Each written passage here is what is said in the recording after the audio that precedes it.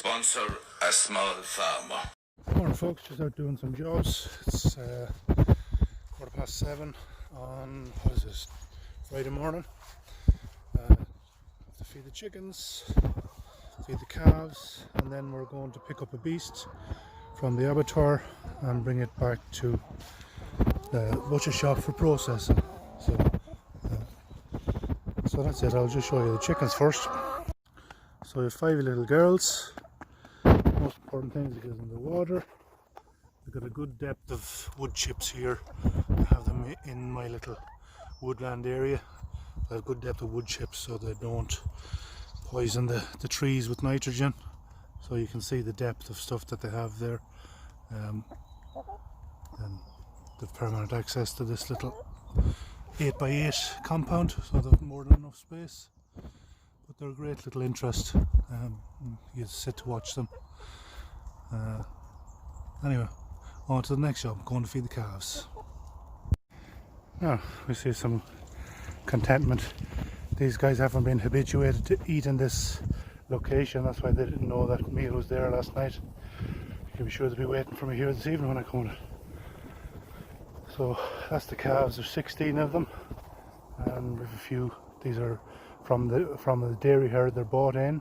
We have a few calves of our own from our own herd, but these are dairy genetics. Mightn't be wonderful in terms of genetics that we'd like, but you know, we've got some Hereford, Aberdeen Angus, Limousin. They'll do well on grass. Look at that guy there.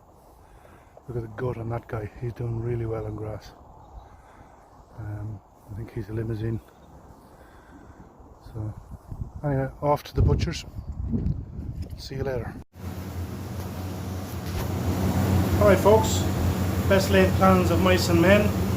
There's no room in the butchers today, so I'm going to collect my animal on Monday probably. So anyway, I just thought I'd just tell you a little bit about dry aging process. I'd say most butchers would do it. Apparently this has kind of been my learning experience in getting involved in the food business, but the dry aging process, it's a traditional way of doing it. It's the best way of doing it, but a lot of the multiples they're doing age in a bag, so they typically perhaps do the minimum, like maybe 2 or 3 days, maybe 40 hours hanging cold, so they don't get cold damage, cold shortening, and then it'll be into a bag and it'll age in the bag, which is not the same thing at all. So you can see these animals here, you know, I don't know how long the butcher here is going to have them hanging, but what I'll be doing, they'll be hanging for 21 days before they get to here, and probably another 3 or 4 days before the butcher comes to schedule to break them up. But like, there's so many advantages to the traditional process of dry aging and hanging, you know, on the beast. Like, so you get the enzyme breakdown of the meat. It makes it far more tender and flavorful. You get the real concentrated beef taste. You know, for like this aging in the bag that the multiples would be using, it's really fits with their just-in-time system. They can have, you know, undifferentiated bags of meat, you know, moving around their supply chain, whereas here, when you're dealing with a butcher, he has a specific animal and that's it, you know.